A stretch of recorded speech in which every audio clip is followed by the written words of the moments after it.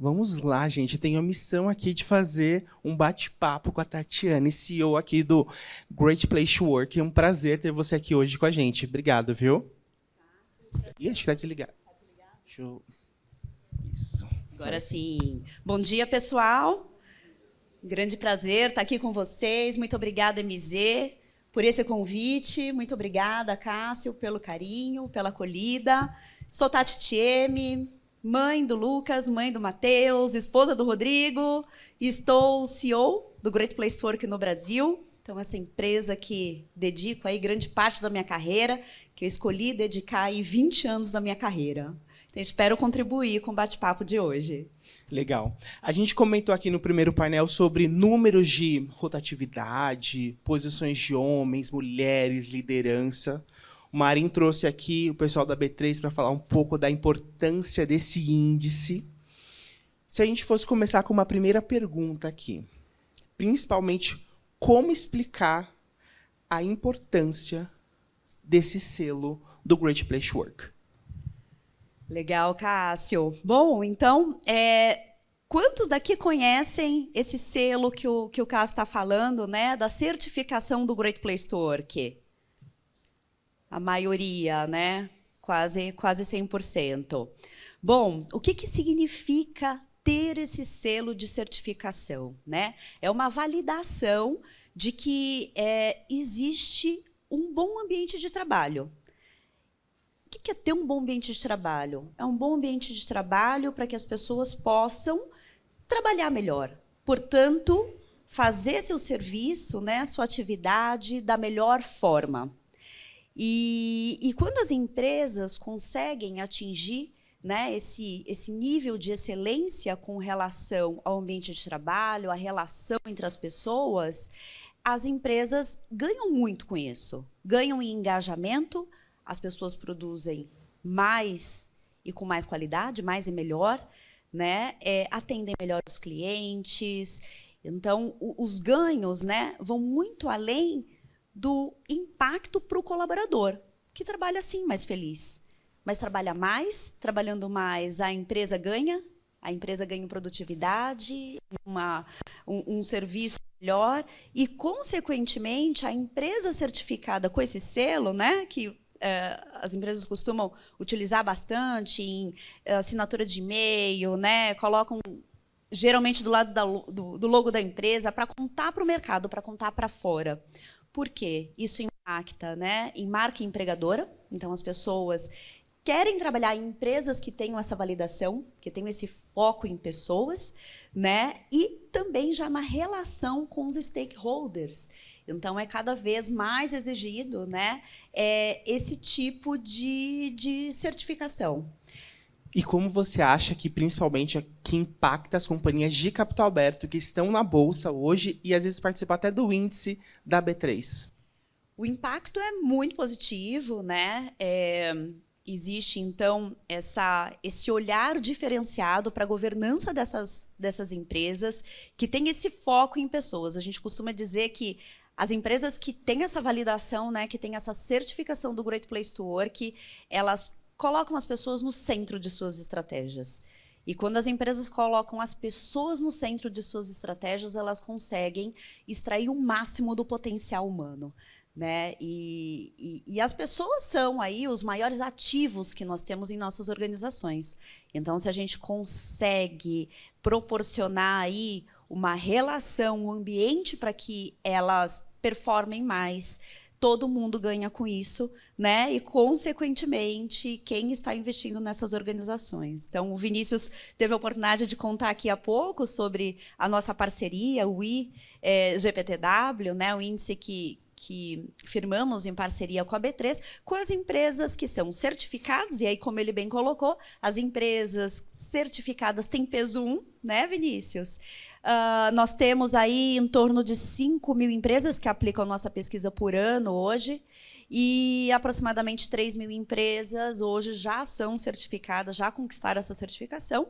Portanto, né, aquelas de capital aberto compõem, e as empresas que são ranqueadas, né? O ranking é um próximo passo. Então, depois que a empresa é certificada, ela tem a oportunidade de concorrer aos rankings do Great Place to Work.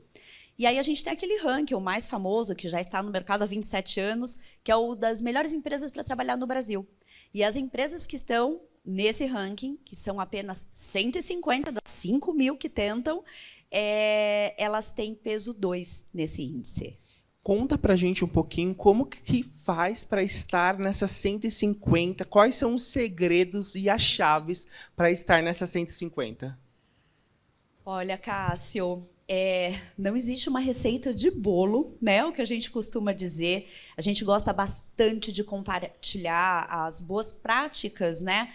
Como uma forma de inspirar o mercado, de contar o que as melhores empresas estão fazendo, mas a resposta para cada empresa está no ambiente interno. É o olhar para dentro, olhar para os resultados da pesquisa.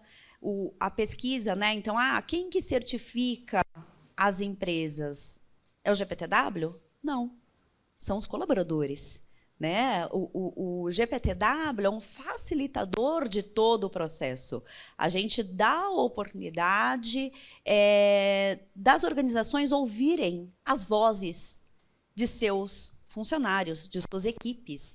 Então, a pesquisa é esse meio, é essa ferramenta para que a empresa possa entender o que as pessoas gostam e o que as pessoas não gostam. Então, a gente parte do princípio que qualquer empresa pesquisada vai ter oportunidade, independente da média, vai ter oportunidade de conhecer quais são os seus pontos fortes e quais são as suas oportunidades de melhoria. Conhecer os pontos fortes para manter e valorizar cada vez mais e as oportunidades de melhoria para desenvolver ali um plano de ação para que possa evoluir a cada ano. E uma característica, né, que a gente observa nessas empresas que estão sempre em destaque no Great Place to Work é que elas tratam a estratégia de gestão de pessoas, de gestão de gente, de forma muito consistente e de forma contínua. Né? Não é fazer uma única vez, conseguir o selo e não olhar mais para isso. Não, é ter essa escuta ativa e cada vez mais constante. Né? A gente está no mundo aí, no mundo VUCA, no mundo que muda aí com uma velocidade, né, nunca vista anteriormente. Então, tudo isso impacta a forma como a gente trabalha, a experiência das pessoas, né? A gente, com o modelo de trabalho ainda, pós-pandemia, a gente viu uma grande transformação. Todo mundo foi para o remoto, daqui a pouco está no híbrido, agora está no híbrido 3x2, 2x3. Então, são muitas variáveis, né? Que torna essa gestão de pessoas cada vez mais complexa. Né? Eu tenho falado bastante que nunca foi tão difícil fazer gestão de pessoas, nunca foi tão difícil liderar. A agenda desse líder que está no dia a dia com os seus colaboradores, né? Que antes, há 10 anos atrás, ele tinha que atingir os resultados de negócio, né? E cuidar ali, claro, do time. Hoje ele precisa cuidar do time, mas de um time que tem uma diversidade etária. Então, a gente já se depara com equipes com 5 gerações trabalhando ao mesmo tempo. Né? Então, gerações aí com ambições, com ideias, com jeitos de pensar, de trabalhar completamente diferente. Esse líder tem que orquestrar tudo isso. Tem a questão da diversidade, que ele tem que ter uma equipe mais diversa, sim. Ele precisa, claro, continuar atingindo os resultados, superando os resultados de negócio, tratando bem o time, tendo um Trust Index, que é o índice do Great Place to Work, alto, e também garantir que suas decisões não beneficiem somente a própria organização. Né? A gente passa a ter um desafio muito diferente, né? Que é também olhar para fora. Quer dizer, as decisões que eu tomo no Great Place to Work como CEO hoje não devem beneficiar somente a minha empresa. Né? Eu preciso entender o impacto dessas decisões para o mercado, para os meus stakeholders, para os meus clientes. Então, está cada vez mais complexo, está cada vez mais difícil fazer gestão de gente.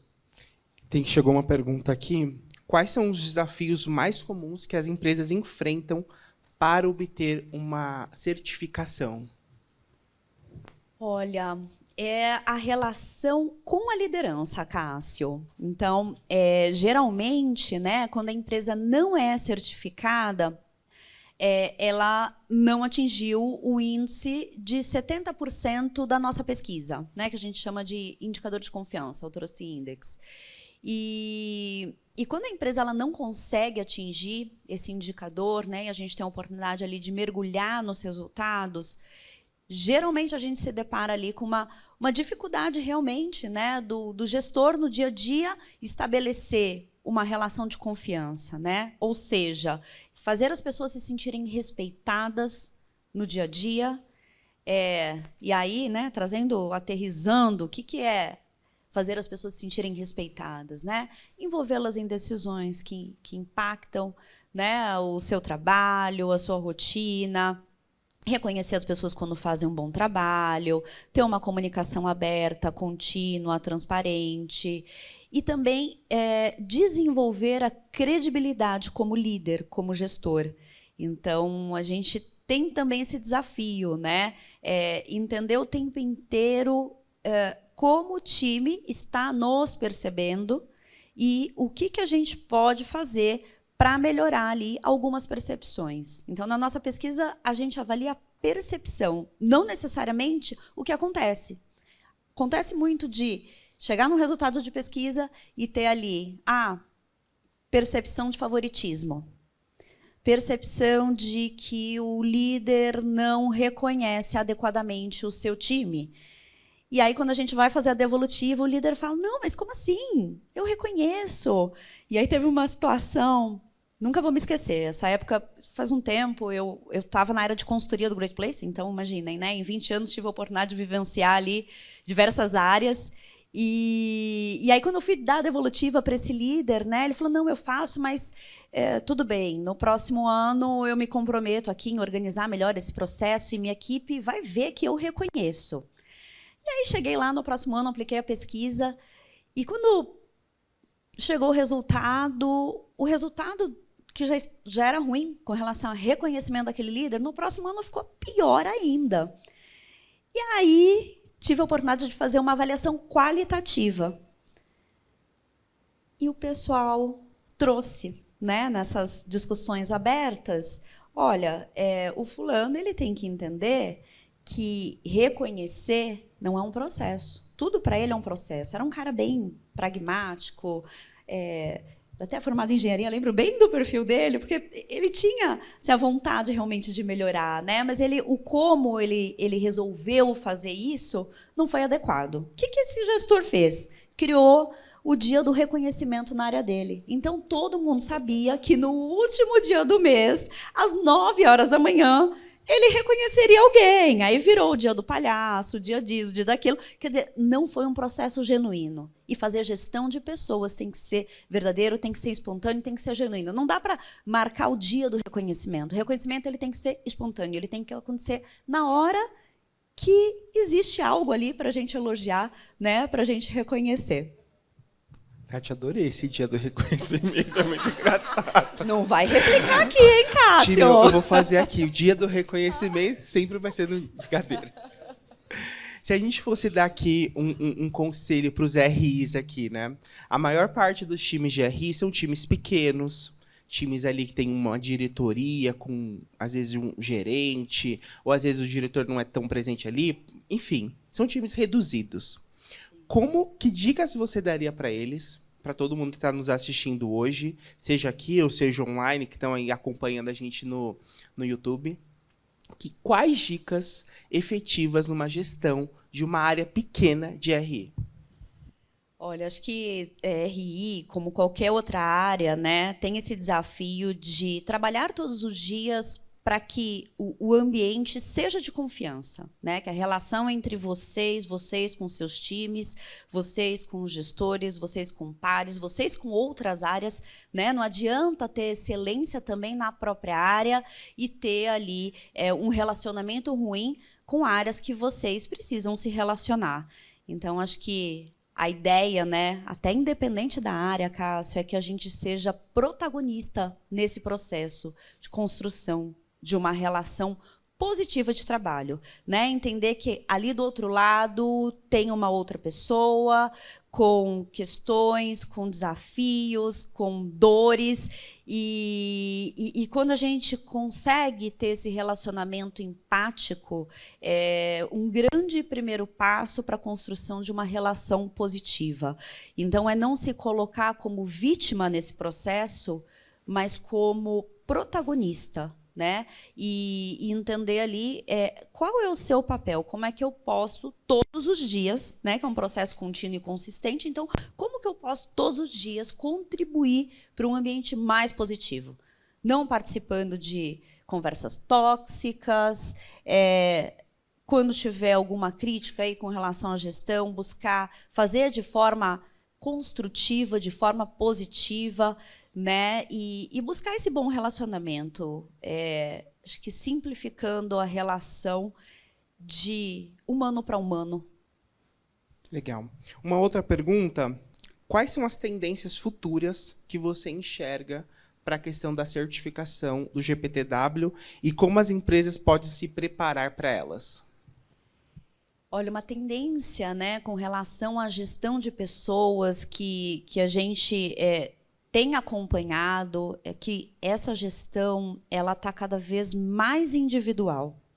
Com a diversidade que a gente tem nos nossos times, é importante que o gestor tenha essa capacidade de olhar para cada indivíduo, né, como uma pessoa que tem ali uma característica, que tem ali desejos diferentes.